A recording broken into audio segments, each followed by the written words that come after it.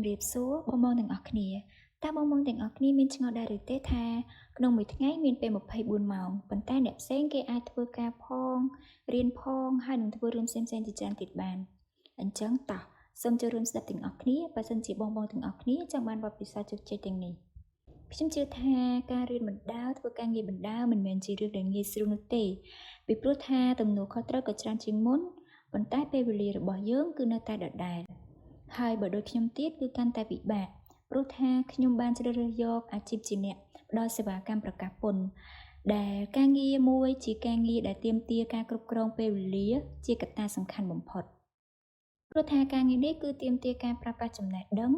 ច្បាប់ស្តីពីសារពើពន្ធដំណើរការប្រតិបត្តិការអាជីវកម្មហើយនឹងការទទួលខុសត្រូវលើថ្ងៃផុតកំណត់ការប្រកាសពន្ធនិងបង់ប្រាក់ពន្ធជូនអតិថិជន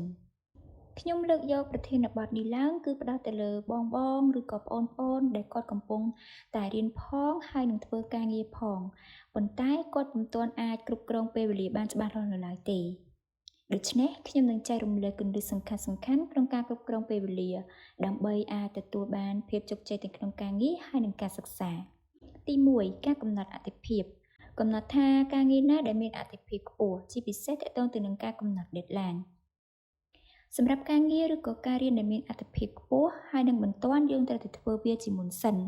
បន្ទាប់មកទៀតចាំយើងធ្វើការងារណាដែលមានអាទិភាពខ្ពស់ដែរប៉ុន្តែមិនបន្ទាន់នៅពេលដែលយើងបានធ្វើការងារដែលមានអាទិភាពខ្ពស់រួចរាល់អស់ហើយយើងក៏ចាប់ផ្ដើមទៅធ្វើការងារណាដែលមានកម្រិតអាទិភាពទាបហើយនឹងបន្ទាន់សិន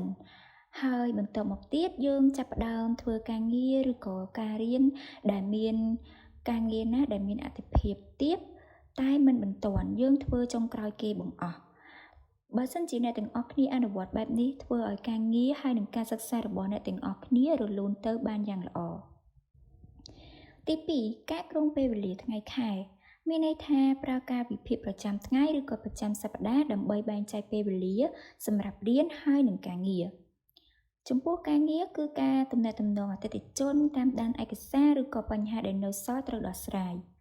ការរៀនវិញគឺសិក្សាមេរៀនរៀបចំព័ត៌មានបង្កើតផែនការហើយនឹងការសិក្សាស្រាវជ្រាវបន្ថែមចំណាយពេលយ៉ាងហោចណាស់ក៏15ទៅ30នាទីដែរក្នុងមួយថ្ងៃសម្រាប់រៀនបង្កើតរបៀបប្រចាំថ្ងៃពេលព្រឹកគឺបញ្ចប់កិច្ចការសំខាន់និងបន្ទាន់ជាមុនសិនពេលល្ងាចគឺសម្រាប់ត្រួតពិនិត្យនិងតាមដានការងារមើលមេរៀនដែលសម្រាប់រៀនថ្ងៃនេះ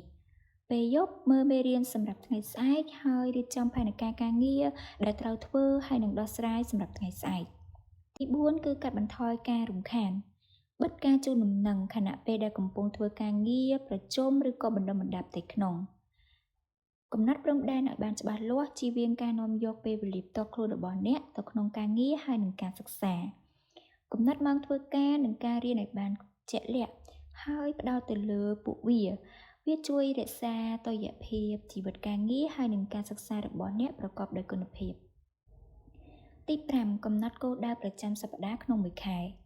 គោលដៅរៀនហើយនឹងការងារចំពោះគោលដៅរៀនគឺនៅពេលដែលចប់មេរៀនត្រូវធ្វើសំណួរហើយនឹងសិក្សាស្រាវជ្រាវបន្ថែមគោលដៅការងារវិញគឺដោះស្រាយការប្រកាសពន្ធប្រចាំខែរបស់អតិថិជនតាមដានព័ត៌មានប្រមូលនិងពិនិត្យឯកសារប្រកាសពន្ធរបស់ភ្ញៀវថាមានគ្រប់គ្រាន់អស់ហើយឬនៅធ្វើតារាងតាមដានការងារជាប្រចាំតាមដាននិងសិក្សាស្វែងយល់បន្ថែមអំពីច្បាប់និងប្រកាសថ្មីរបស់គណនេយ្យដ្ឋានបណ្ដាចំណុចទី6បំបែកការងារធំជាបំណែកតូចមានន័យថាឧទាហរណ៍ថាបើសិនជាមានមេរៀនធំយើងត្រូវតែសង្ខេបសេចក្តីហើយសរសេរចំណាំនិងត្រៀមសំណួរទុកចំពោះនៅក្នុងការងារវិញនៅពេលដែលមានករណីថាត្រូវដោះស្រាយបញ្ហាច្រើនយើងគួរតែដោះស្រាយសម្រាប់អតិថិជនដូចជាការស្វែងយល់អំពីបញ្ហាបានច្បាស់និងកម្រិតនៃហានិភ័យរបស់ក្រុមហ៊ុនជាដើមជាពិសេសគឺផ្ដោតទៅលើចរិតលក្ខណៈនិងគោលបំណងរបស់អតិថិជនសម្របតាមស្ថានភាពដែលជួបជាក់ស្ដែងចំណុចទី7គឺជាចំណុចដែលសំខាន់គឺការកុំភ្លេចសម្រាកផងដែរការរៀនឬក៏ធ្វើការច្រើនដោយមិនបានសម្រាកនឹងធ្វើឲ្យយើងឆាប់ភ្លេចហើយនឹងនឿយហត់រៀនឬក៏ធ្វើការ25នាទីសម្រាប់5នាទី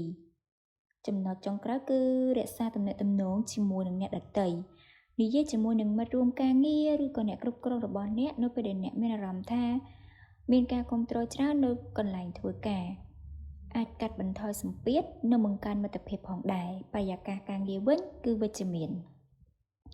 ចំណុចទី8គឺជាចំណុចចុងក្រោយហើយនឹងមានសារៈសំខាន់បំផុតសម្រាប់អ្នកទាំងអស់គ្នាគឺការថែទាំសុខភាពគេងឲ្យបានគ្រប់គ្រាន់អាច7ឬ8ម៉ោងក្នុងមួយថ្ងៃញ៉ាំអាហារឲ្យបានល្អនិងអាហារចម្រុះរក្សាទម្លាប់សាមញ្ញដូចជាការដើរការអង្គុយឬក៏សរសេរកំណត់ហេតុវាអាចជួយបង្កើនអារម្មណ៍របស់អ្នកឲ្យកាន់តែប្រសើរផងដែរហាត់ប្រាណយ៉ាងតិចក្នុងមួយថ្ងៃ15នាទីឬក៏10នាទីដើម្បីមានថាមពលដូចជាការដើរការរត់តិចការសមាធិជាដើមសម្រាប់ការចែករំលែករបស់ខ្ញុំនៅក្នុងថ្ងៃនេះទៅបានបញ្ចប់សង្ឃឹមថាចំណេះដឹងដែលបានបង្ហាញនៅក្នុងវីដេអូមួយនេះអាចជួយដល់អ្នកទាំងអស់គ្នាបាននូវចំណេះដឹងបន្ថែមនិងអាចអនុវត្តបានជាក់ស្ដែង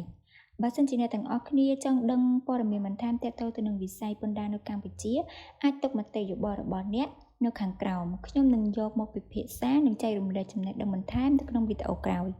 កុំភ្លេចជួយចុច like share និង subscribe ផងណាដើម្បីកុំឲ្យខកខានវីដេអូថ្មីៗបន្តទៀតសូមអរគុណនៅការចំណាយពេលវេលាដ៏មានតម្លៃឬប្រធានបទមួយនេះយើងនឹងជួបគ្នាវិញនៅវីដេអូបន្តបន្ទាប់សូមអរគុណច្រើន